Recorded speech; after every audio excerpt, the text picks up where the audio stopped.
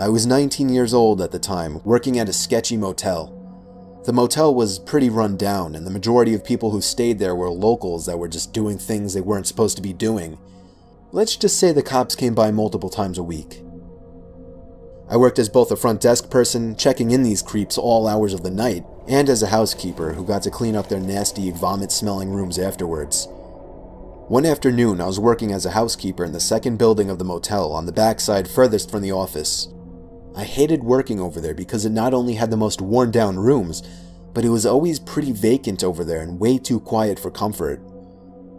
I began cleaning one of my last rooms and wanted to get done in a hurry because it was getting late.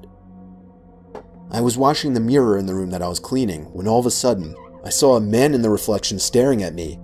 He was mid-50s, dirty, with long, greasy hair. Startled, I screamed, "Oh my God." I told him he scared me. The room I was currently cleaning was vacant, so there was no reason why this man should have been in there watching me clean. However, we just had a meeting on customer satisfaction, and my boss was really pressuring us to be more polite and help the guests any way we could. Sir?" I asked him cautiously. Can I get you anything? Towels?" The man just stared back at me with a crooked grin and held out his hands to me. I thought maybe he was handing me a tip for cleaning his room earlier, but when I looked down, I saw he was holding a $100 bill. Alarms started going off in my head. No one tips $100 on a $40 a night room. The man just smiled and said his name was Terry. He said he was staying in the room next door with his wife Sherry and sort of joked about their names rhyming. He smelled like car oil and alcohol. When I asked him why he was trying to hand me $100, he laughed deep in his throat and said, "Me and my wife were watching you, and we just wanted to have fun with you." I felt like my heart jumped into my throat. No, I can't do that, sir, I'm sorry." I wanted to run out of the room screaming, but he was blocking the door, my only exit.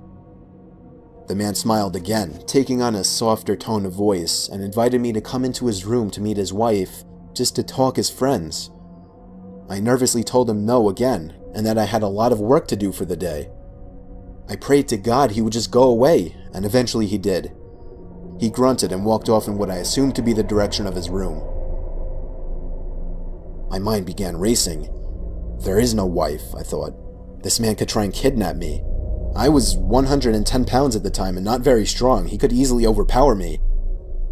I locked the room from the inside and went directly to the phone to call my manager at the front desk, but the phone wasn't working.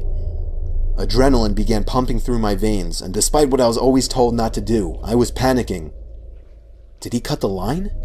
No, I thought. This is a crappy motel. It happens all the time. But I just have to get out.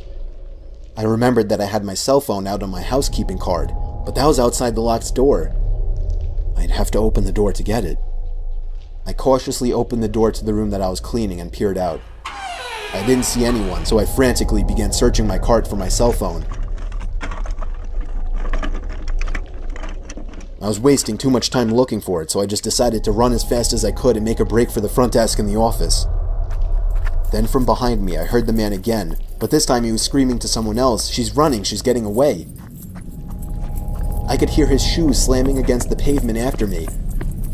I quickly turned the corner, grabbed my keycard, and let myself into a stockroom and locked the door. Within moments, I heard the sound of the dirty guy and someone else running outside, searching for me. I stayed in that stockroom for 30 minutes shaking until I could no longer hear him searching for me. I finally got the courage to run the rest of the way to the front desk. When I made it there, I collapsed into my boss's arms and he called the police. The man and whoever else was in the room with him peeled out before the cops could arrive, and I was beyond shaken up. According to the police who ran a search, this wasn't the first time he had done something like this, and he was actually wanted for sexual assault, gross sexual imposition, and in the past was once charged with rape.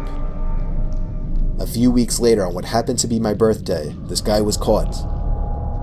A few weeks after that, I quit. I will never again work at another motel.